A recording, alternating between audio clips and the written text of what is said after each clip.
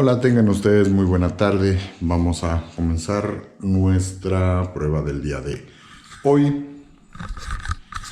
Y para esto, ahorita vamos a utilizar la cámara, la GoPro. Y nos vamos a ir sin filtro. La GoPro, reiteramos, es la Hero 7 Black. Y nos vamos a ir a dar una vueltecita para sacar a pasear a la mascota. Un segundito nada más, en lo que arreglamos todo. Una cosa curiosa, ahorita el que está aquí de travieso es el gato, el que es el más tranquilo, que está metido aquí. Le dejamos para que jugara una de las maletas, la que no se llevó Mercedes, porque por una razón, particularmente a este le encanta jugar con las maletas cada vez que Mercedes va a hacer sus viajes, y se pone a acomodar sus cosas. Al gato le encanta andarse metiendo dentro de las maletas, y es curioso porque este gato, que es camello, es muy tranquilito. Este se la pasa durmiendo casi todo el tiempo, y cuando le da así la parte traviesa, pues es muy poco común, es muy poco convencional. Entonces, ahora sí, creo que ya estoy armado para salir a darnos la vuelta con la perrita. Que venga la introducción.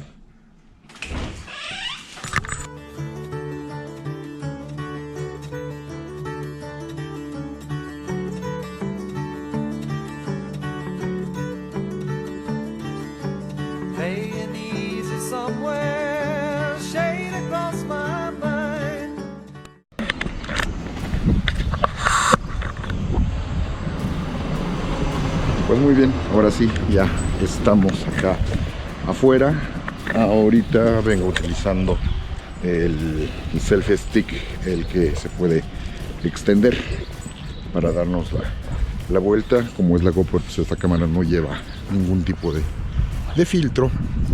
Y ahorita pues básicamente lo que quiero comentar es, bueno, las 2 primeras semanas que ya tuvimos de experiencia de trabajo con los grupos. Ahora son 2 grupos que me tocaron, de una materia que es contexto histórico contemporáneo, dedicado específicamente a la gente de ciencias políticas, y la otra materia que es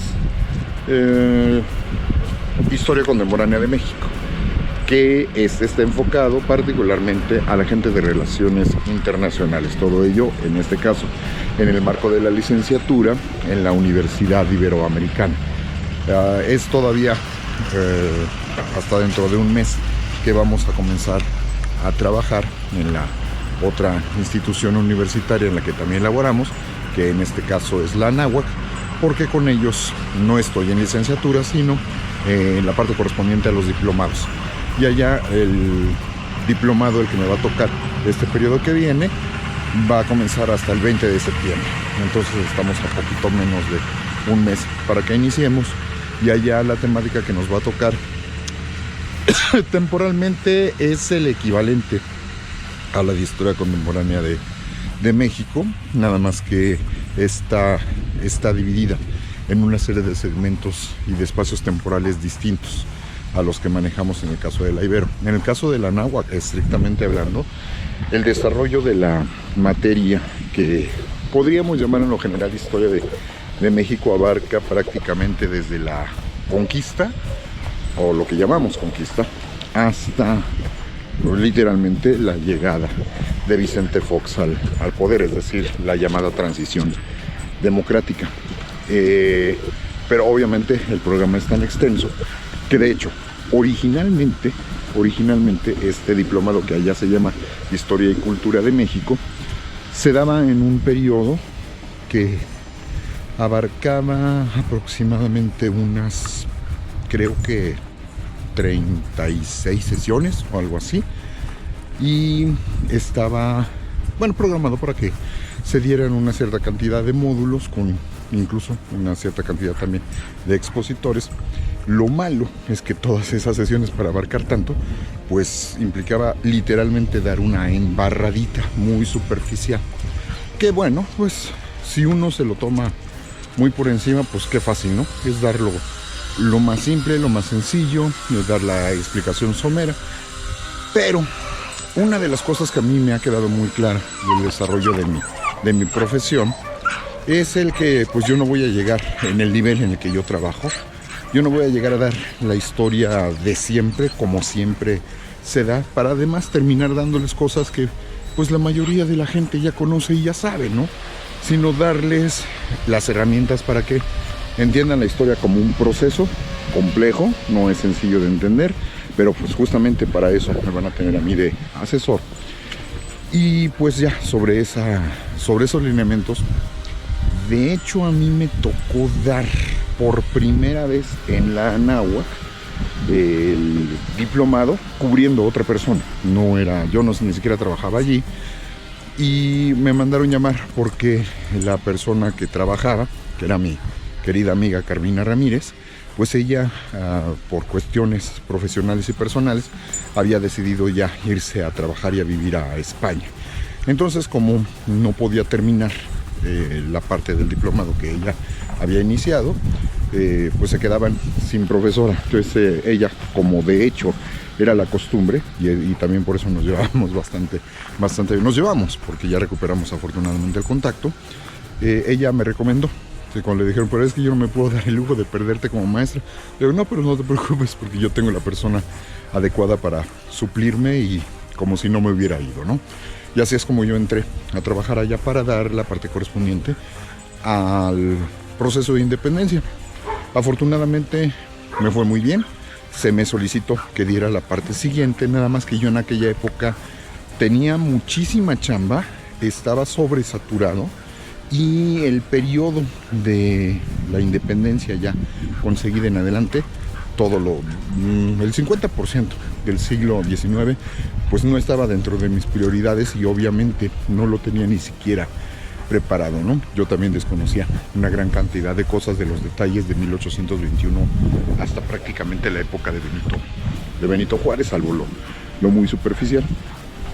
Ya después entró otra persona a dar ese periodo. Al rato me vuelve a llamar la coordinadora, mi querida jefa Marta Cutoleng, y me dice, pues bueno, sí se cumplió, pero pues ahora sí que el principal problema que tuvo la persona que nos recomendaste es que pues no eras tú, ¿no? Entonces sí cumplió, pero no quedaron como que muy contentas ni muy satisfechas las personas que asistían a aquel diplomado, y entonces me pidieron que se me podía reincorporar. Entonces, como esto ya implicaba entrar de la época de Porfirio Díaz en adelante, pues ahí sí, ya con Porfirio Díaz, pues nuevamente estoy armado. A final de cuentas, mi licenciatura se centró en una buena parte sobre lo que implicaba el trabajo y el conocimiento del acervo histórico de la colección Porfirio Díaz, y pues mi tesis a final de cuentas ya me permite tener más herramientas, y de esta forma termino regresando a trabajar en el diplomado, en ese penúltimo diplomado penúltimo módulo de ese diplomado. Desafortunadamente, y ahora sí que no en el mal sentido, porque a la larga, cuando las cosas no salen tan bien, pues hay que saberles dar la vuelta e invertirlas para hacerlas positivas. El diplomado se me pidió que me siguiera ya de largo y que terminara hasta ya lo muy contemporáneo. Desgraciadamente, pues ahí ya cuando vamos viendo las fechas, y habiéndose acostumbrado también mis queridas ñoritas a la forma en la que yo exponía, pues el tiempo nos empezó a comer. Y finalmente sí, cumplimos con el programa, pero ya para la última parte íbamos demasiado rápido y ya, claro, no pudimos ver los detalles como estaban acostumbradas a ver los detalles conmigo. Y sí, varias me lo hicieron saber. Yo hice la propuesta de que si podría hacerse algún ajuste al temario. Marta me dijo que podría hacerse, pero que sí implicaba hacer un ajuste y una cirugía mayor, para la que me pidió un poquito más de ayuda, y eso pues implicaba hacer ajustes para más adelante. Se volvió a abrir el diplomado, ese incluso se abrió con un poquito de apremio porque se inscribieron los mínimos. Se tuvo que postergar para dar chance a que se inscribiera un poquito más de gente, y finalmente se abrió, pero por desgracia, nuevamente, como yo no estaba preparado para dar la mayoría del siglo XIX, pues se buscó otra persona para que pudiera darla, y cuando yo me reincorporé sí fue muy notorio que hubo molestia, aquí sí, literalmente, y una buena cantidad de quejas por parte de los alumnos, bastantes de los cuales yo ya conocía, sí, don Mario, que en paz descanse, mi queridísima Tali Broidman, que ahí me fue muy significativo, que estábamos esperando que llegara la gente, y en ese momento volteo a la puerta y está parada Tali, y me abre los brazos así muy efusivamente y me dice: no sabes el gusto que me da verte. Y yo así, ¿y ahora por qué? ¿Qué pasó, no? Entonces ya me empezaron a platicar con un poquito más de detalle la persona que llegó. Pues literalmente les habló de un solo tema, que era la masonería, que sabemos que es un tema fundamental e importante, pero no les habló absolutamente de nada más. Y pues a mí me sorprendió mucho ya cuando les empecé a preguntar un poquito más de detalles, y después ya cuando empezamos la clase, que tenía que hacer referencia a cosas previas, o sea, literalmente no les habló de nada más que no fuera esa temática. O sea, les mencionó la existencia de Benito Juárez, no hablaron nada de Maximiliano, nada de guerra de intervención norteamericana, nada de guerra de los pasteles. Y hasta que llegó un momento que les dije, bueno, pues ¿qué les dieron? No, por supuesto, pero hablar de Constitución de 1857, pues medio se los refirió porque era necesario justamente para el manejo de la estructura de la masonería aplicada. Pero fuera de eso, o sea, sí me identificaban a la masonería, sí identificaban la diferencia entre escoceses y yorquinos, pero fuera de eso realmente no les dieron nada de lo que era la historia aplicada como tal, que justamente es lo que estaba buscando. Pues es un diplomado, no es un tema especializado. Entonces ya con ese comentario lo platiqué extensamente con Marta Gutolenc, y pues sí, ella llegó al acuerdo de, para cuando se abriera el siguiente diplomado, si era el caso, que se buscara con un poquito más de cuidado. A esa persona pues ya no se le iba a volver a contratar, pero que se buscara a alguien que fuera un poquito más avesado y que pues tuviera más cuidado en lo que se buscaba presentar, ¿no?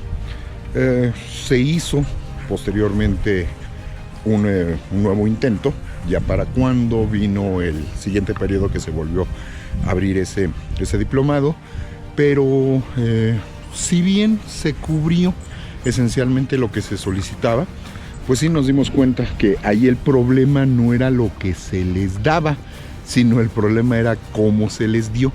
Entonces sí quedaron un poquito insatisfechas en las maneras y en las formas, ¿no? Y ahí, pues bueno, es algo que si lo ves desde la cuestión netamente operativa y de la planeación estratégica, didáctica y pedagógica, es complicado, porque pues la intención es que sean distintos especialistas de distintas áreas y que los alumnos pues también tengan la posibilidad de escuchar distintas opiniones, ver distintos puntos de vista y que conozcan también distintas formas de explicar la historia. Y aquí pues ahora sí que los grupos ya empezaron también a entrar en su respectiva zona de confort, y allí otra vez la esencia, aparte de las temáticas que no se llegaron a desarrollar mejor que el otro, pero no como querían, el problema que otra vez se repitió fue el problema es que el que nos lo dio no eras tú.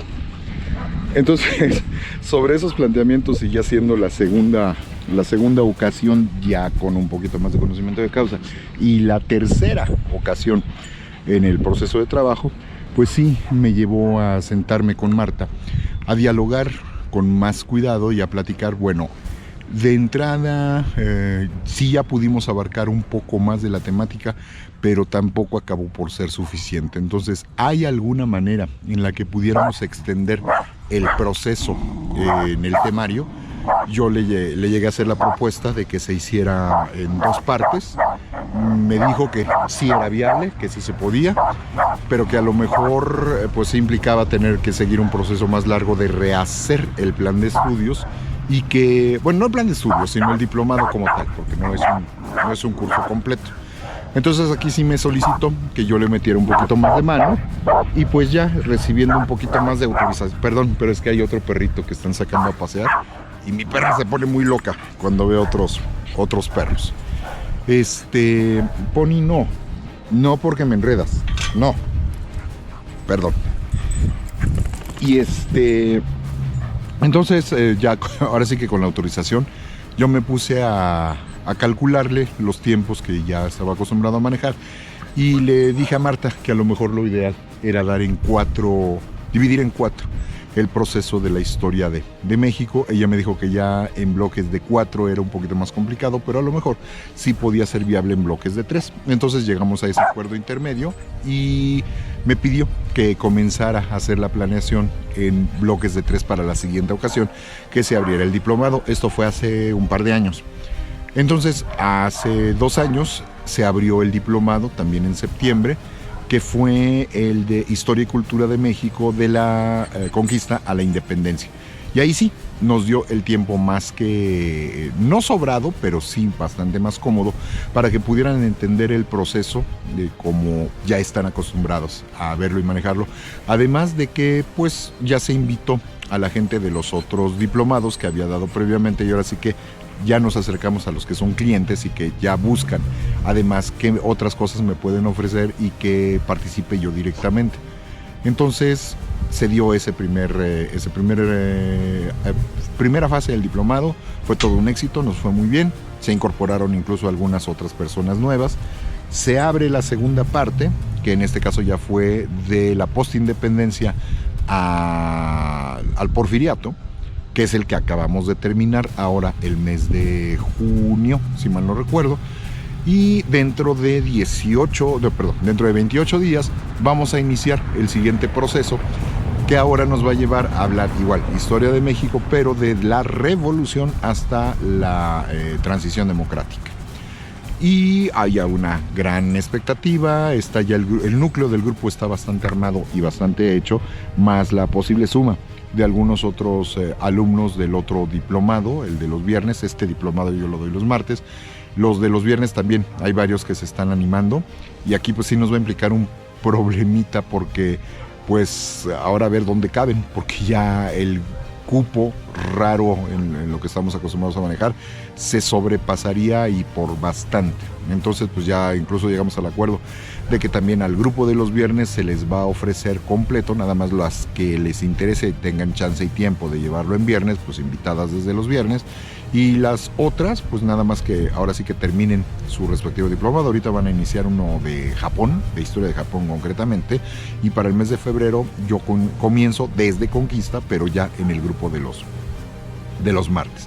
También la otra circunstancia de aquí, como ya estamos hablando de comunicación política y política contemporánea y derecho parlamentario, etcétera, el diplomado tampoco lo voy a dar yo solo y acercándonos a personas que son de confianza pero que no necesariamente son de su área de especialidad, sino que ahora entra una especialista justamente en derecho parlamentario y comunicación social, que en este caso pues va a ser Mercedes. Entonces, de hecho es el primer curso formal, como diplomado, claro, que nos va a tocar dar juntos a Mercedes y a mí. Entonces hay cosas en las que nosotros ya nos hemos cubierto mutuamente en nuestras materias allá en la Ibero. Esta va a ser la primera vez que vamos a trabajar juntos acá en la Anáhuac y nos toca el mismo diplomado, y ya a ella le va a tocar la parte pues correspondiente de Carlos Salinas de Gortari en adelante, sobre todo entrando en estos entramados de las alianzas políticas y otra serie de detalles que yo no domino tanto, pero que también me gustan mucho y me interesan bastante. De hecho, la primera conferencia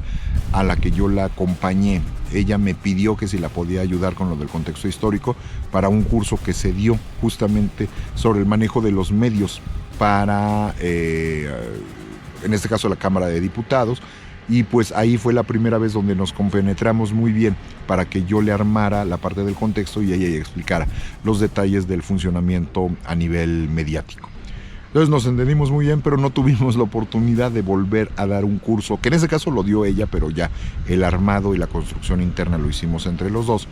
Y se nos abre ahora la oportunidad de ya trabajar juntos en el salón, juntos en el aula, para irnos incorporando en el trabajo de dar la materia en conjunto, como de hecho en varias instituciones ya se está comenzando a hacer de manera formal. En la misma Ibero, en el área de arquitectura, desde hace, si mal no ubico, como 5 años, ellos han retomado este viejo modelo en donde se traen a 2 maestros para impartir una misma materia, para que haya el contrapunteo, para que haya el diálogo, para que en ese diálogo se incorporen a su vez los alumnos y se enriquezca mucho más los matices de la temática que se esté planteando.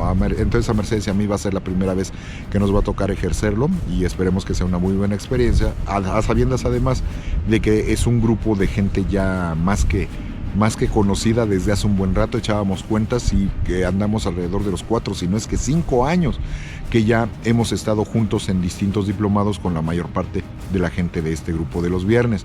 Comenzamos con ellos en Renacimiento y Modernidad, de ahí nos seguimos al origen del mundo contemporáneo, si mal no recuerdo. Sí, es Renacimiento y Modernidad, origen del mundo contemporáneo, de ahí nos seguimos a Historia del siglo XX, de ahí nos aventamos a análisis del mundo actual y de ahí nos aventamos entonces ya es más tiempo, porque ahora habría que sumarles los 2 de Historia de México, que ya incluye esto. Entonces son 6 años, ya son 6 años los que tenemos de estar juntos. Entonces ya hay un núcleo muy estructurado, incluso algunos que son veteranos, pero desde el primer diplomado que di, como es el caso de Lucero la chica.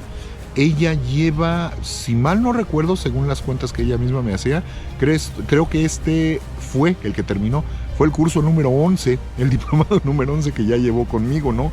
Entonces ella es ahora sí que el cuerpo veterano, hasta pues las más chavitas, entre comillas, las más jovencitas en incorporarse a estos cursos, como es el caso de esta Patricia Herrera, que ella apenas se incorporó el semestre pasado, ¿no? Y por ahí Sofía Hop.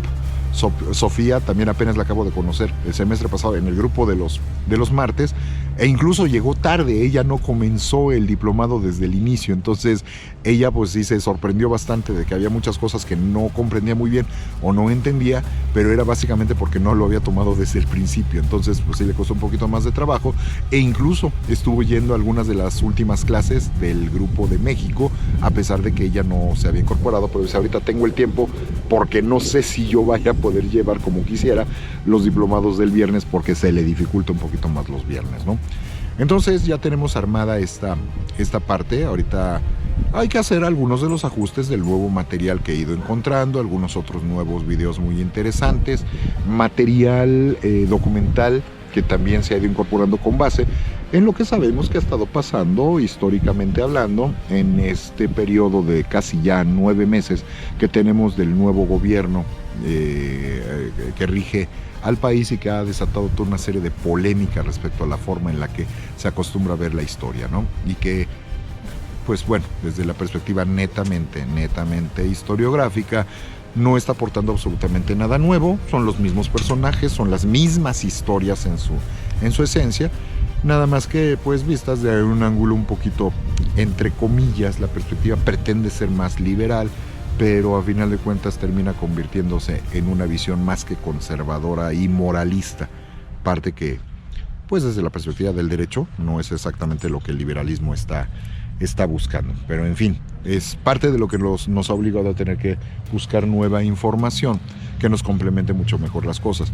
En ese aspecto, por ejemplo, a los que les va a tocar estrenar el punto de vista, un segundo por favor,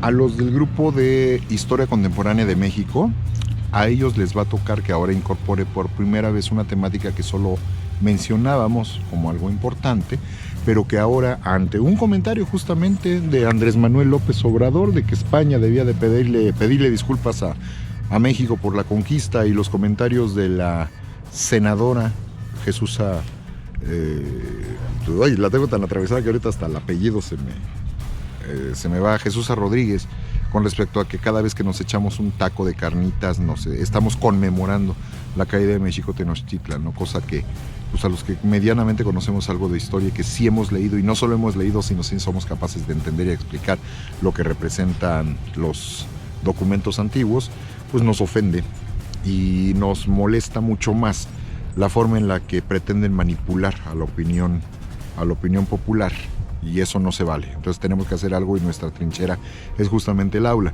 Y mencionaba esto porque el documento que ahora ya tengo el texto completo e incluso una imagen fotográfica es el documento de la firmada de la paz y el reconocimiento mutuo entre España y México para ya el reconocimiento definitivo y ahora sí que el perdón y el olvido, como el mismo documento lo va a decir, y que pues nos demuestra que el licenciado López Obrador está jalando agua para su molino políticamente y que yo no dudaría que incluso sí conozca lo que este texto dice, pero no lo reconoce por intereses políticos que sabemos que implican la construcción de un clientelazgo político acrítico y, como dice don Ángel Verdugo, de un grupo de, y cito a don Ángel Verdugo, de babeantes seguidores que no cuestionan absolutamente nada. Yo mismo, que también contesto preguntas en Quora, ayer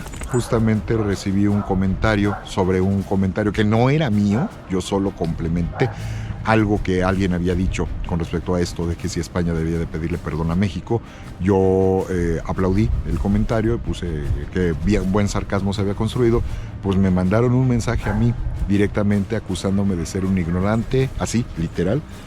Se nota que eres un ignorante, se nota que tú no lees, e inclusive me dio consejos. Me dijo que debía de dejar de estar viendo las noticias y que debía de ver más cosas de Facebook y debía ponerme a ver cosas de YouTube, ¿no?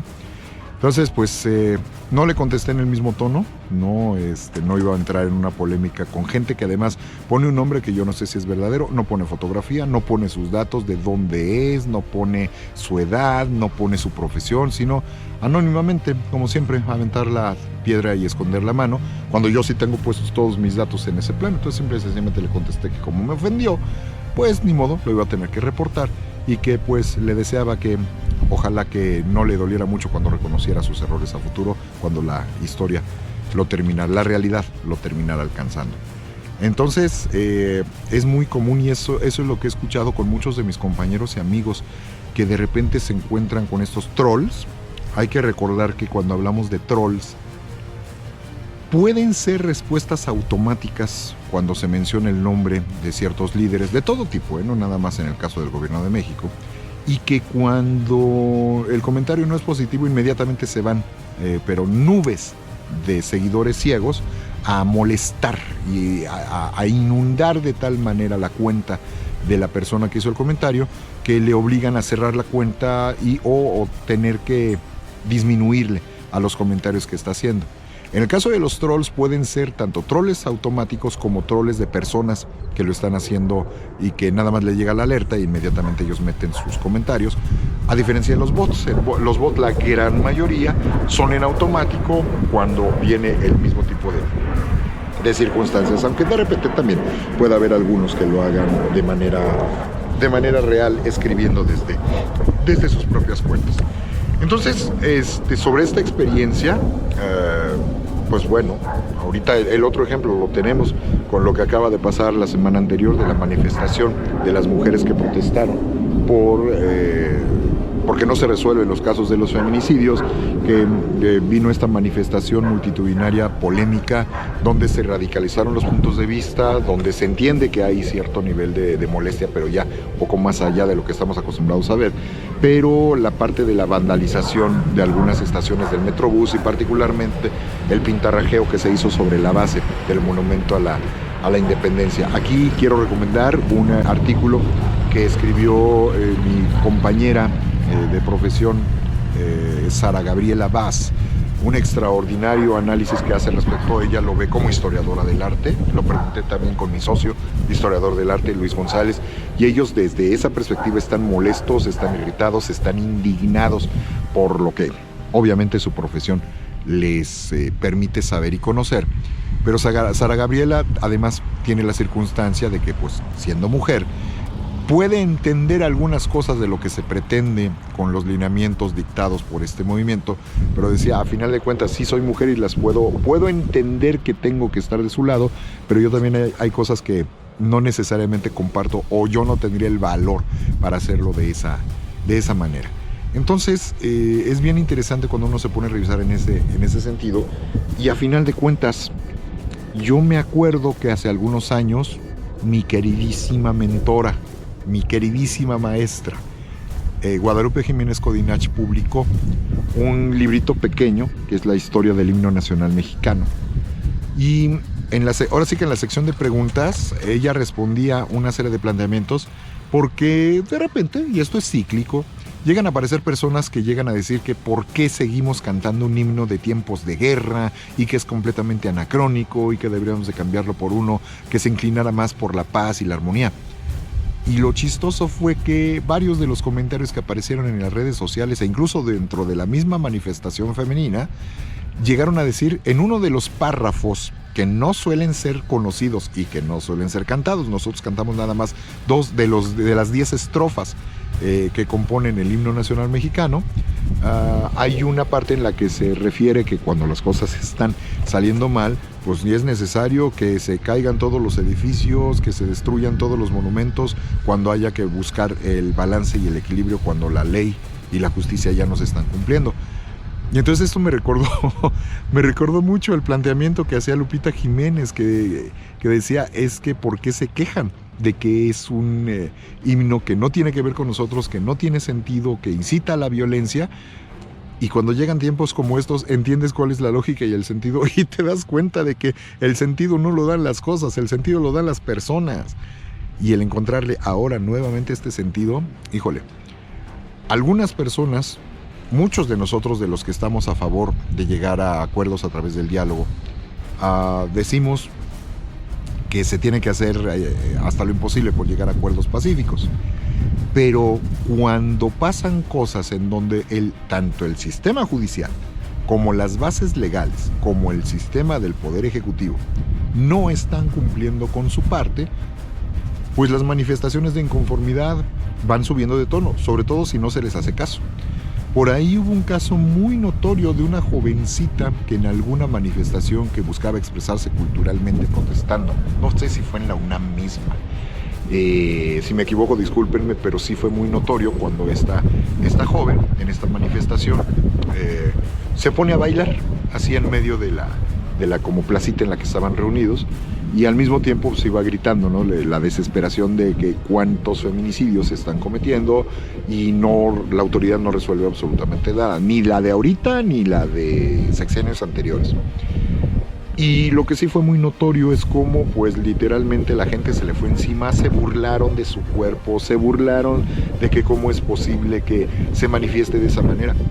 Y ahora que se manifiestan de una manera mucho más dura y mucho más agresiva en las formas ante los que no están de acuerdo, pues resulta que dicen que esas no son las maneras, ¿no? Entonces, ¿quién entiende al crítico?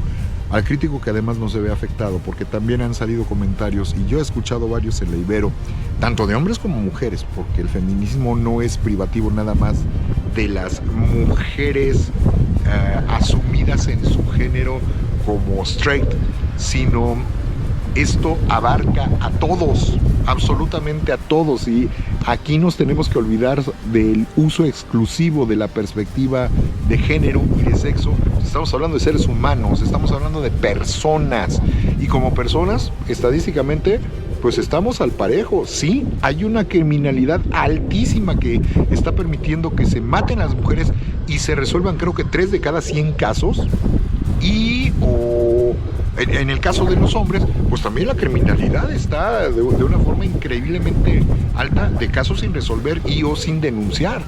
Entonces es bien comprensible que haya un momento en el que se moleste y se exprese toda la sociedad.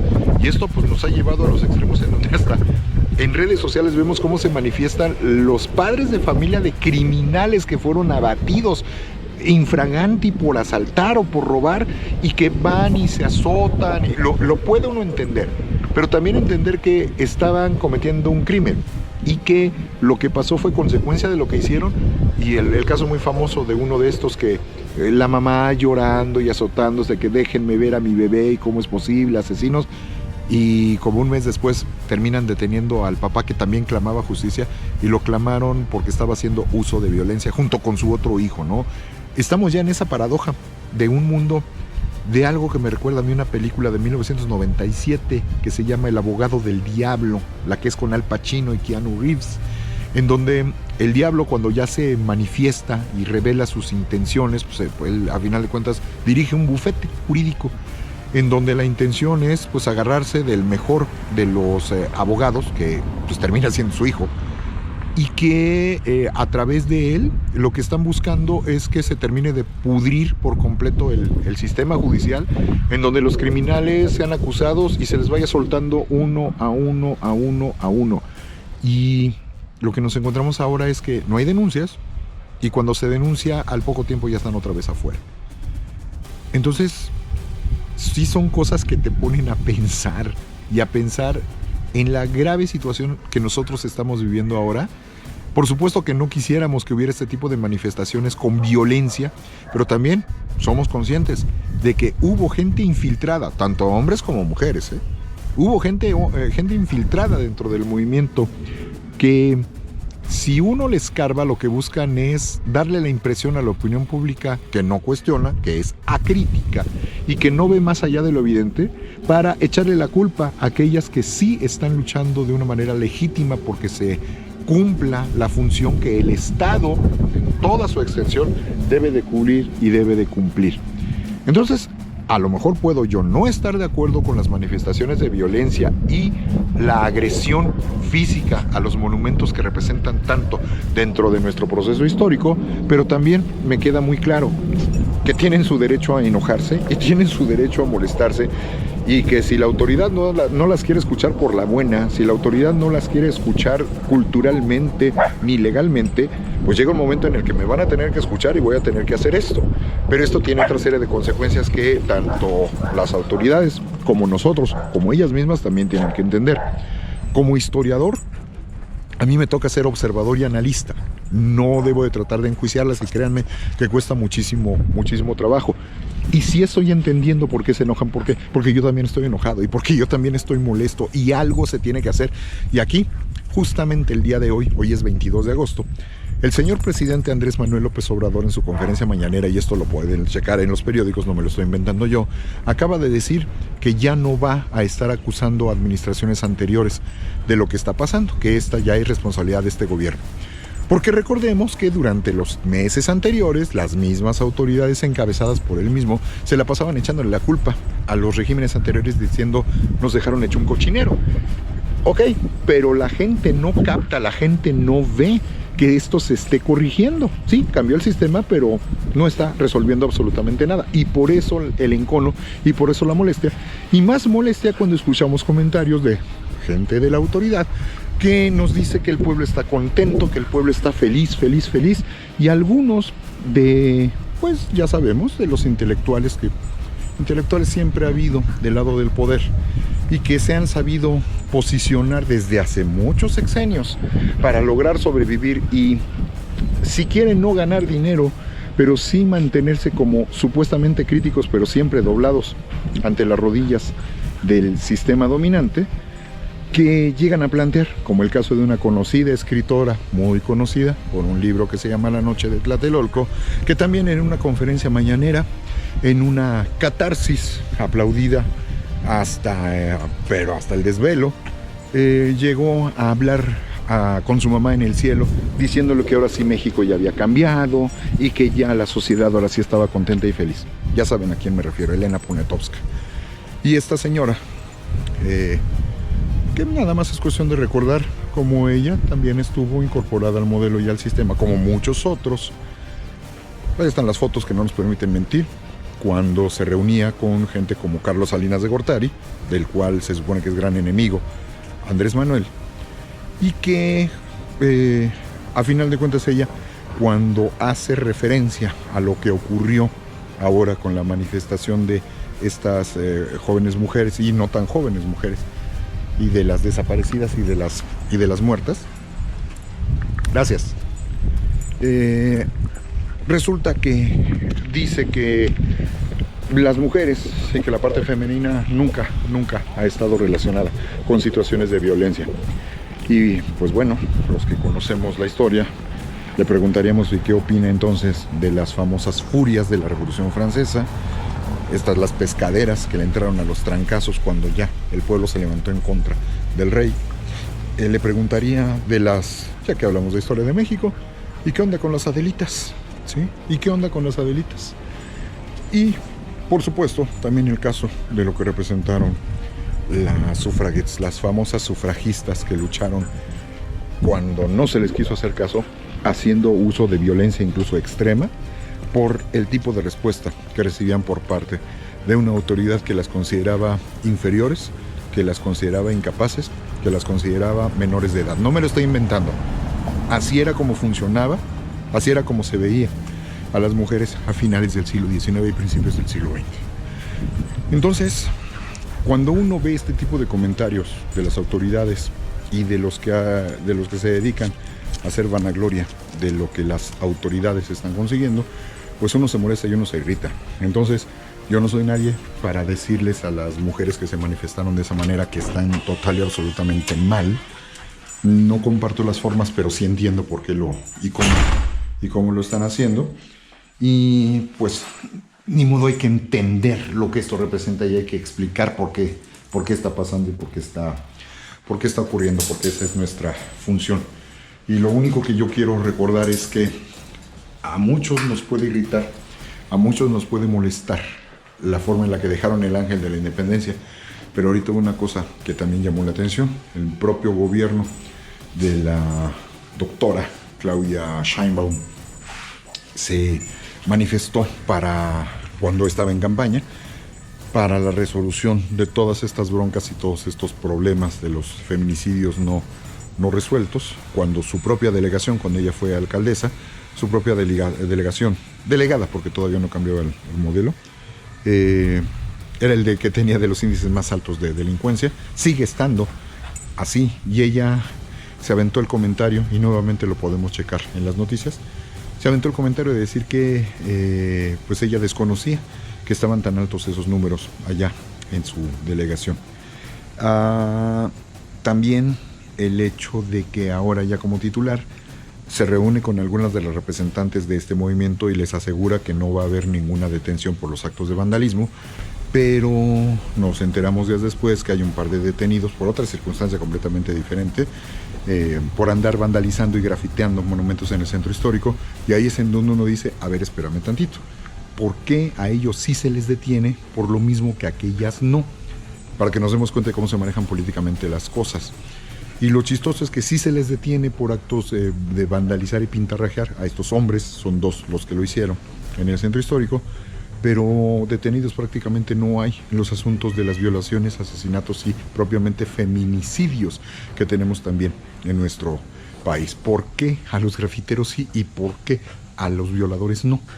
Y eso es justamente parte medular de las preguntas que hace el movimiento de estas mujeres que se están manifestando. ¿Qué tenemos que hacer para que el gobierno haga la parte que le corresponde? Y si bien, sí, hay que buscar responsabilidades de los regímenes de gobierno anteriores, los que son directamente responsables ahorita pues tampoco están solucionando las cosas como se está solicitando y como el voto popular lo está exigiendo.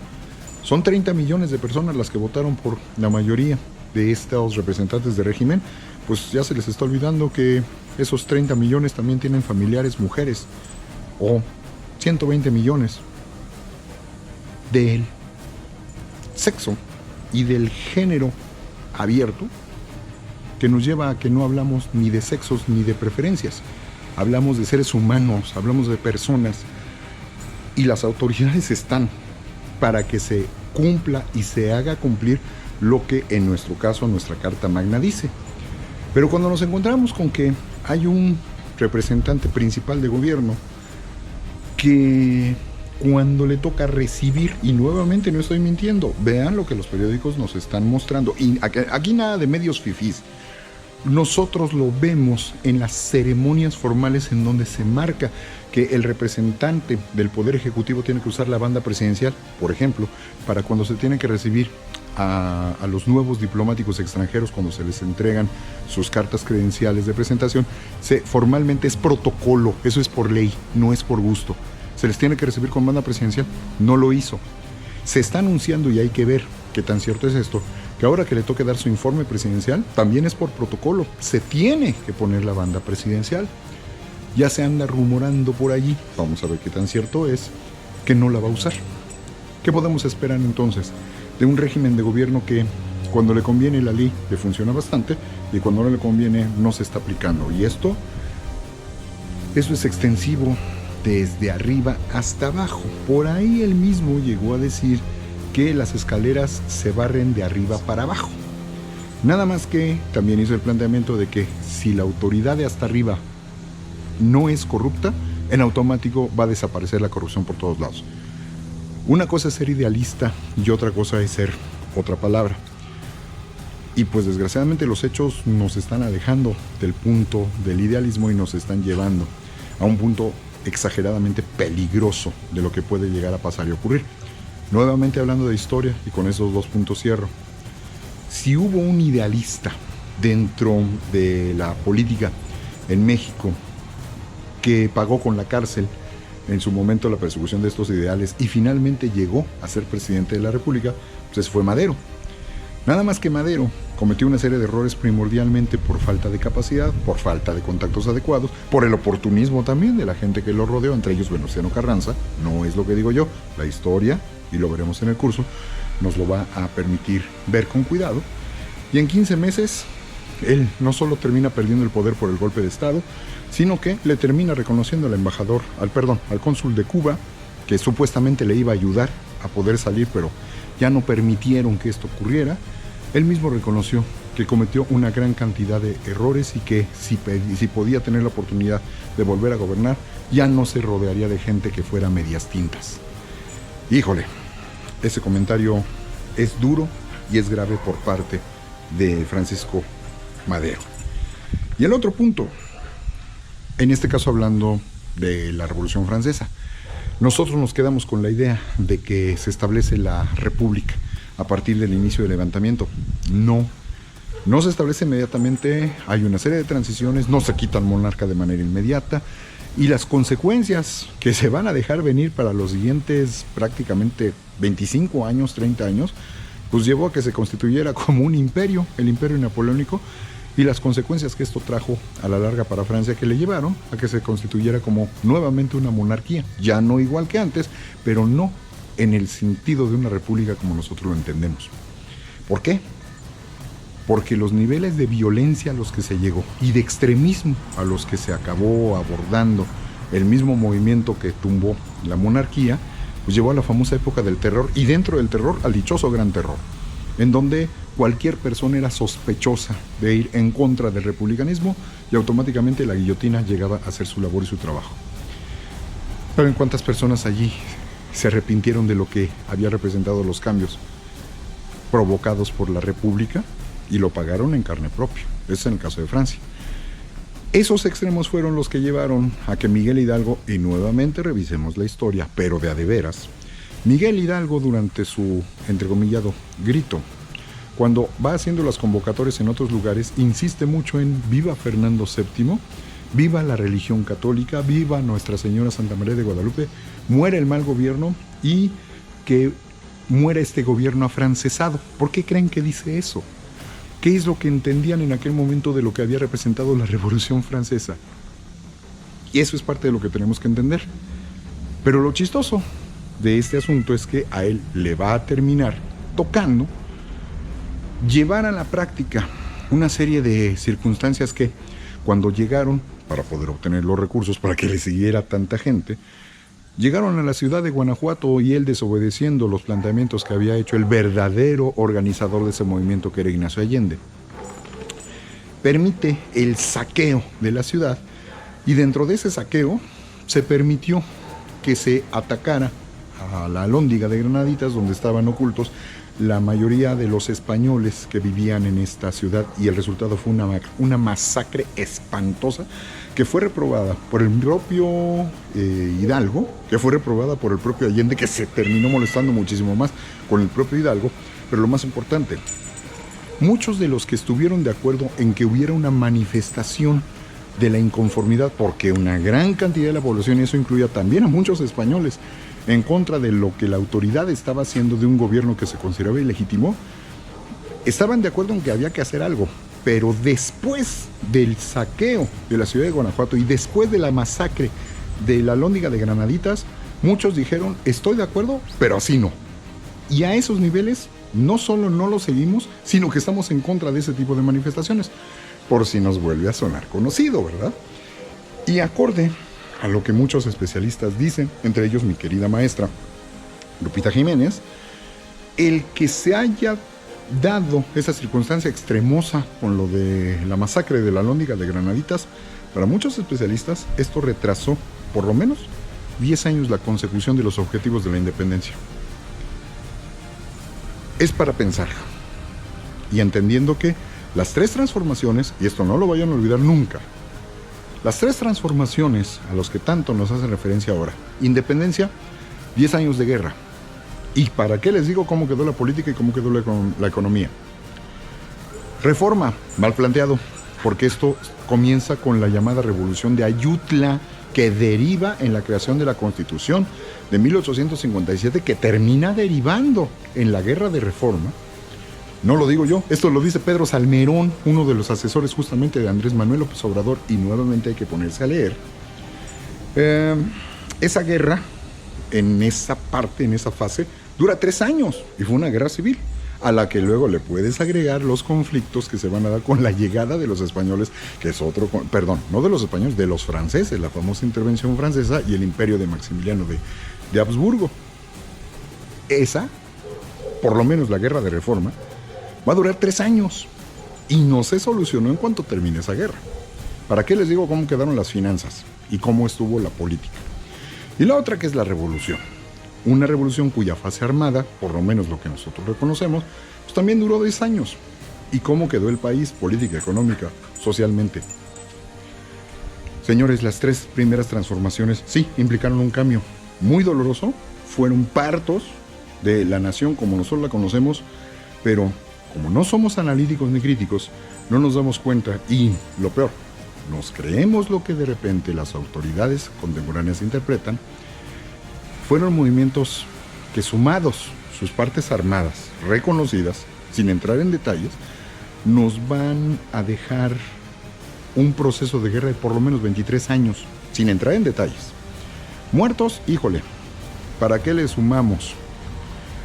Y que nos creamos que la cuarta transformación implica que va a ser la primera transformación pacífica, a sabiendas de cómo está la situación que estamos viviendo. Eso es vivir en un mundo de ingenuos y de gente acrítica y de gente que no conoce. Ustedes dirán a quién creerle. Pueden no creerme a mí, pero sí créanle a la documentación y crean al proceso histórico bien analizado y bien crítico. Y esto nos permitirá juzgar con un poquito menos de rigor cuando no conocemos los detalles, entender que cada vez nos vemos en la necesidad de tomar acciones más directas, pero a toda acción corresponde una reacción de la misma intensidad, pero en el sentido opuesto. ¿Esto qué significa? Queremos acciones, va a haber consecuencias. ¿Estamos realmente conscientes de cuáles y de qué tipo y cuánto tiempo van a durar esas consecuencias? Es para pensarlo muy seriamente. Piénsenlo.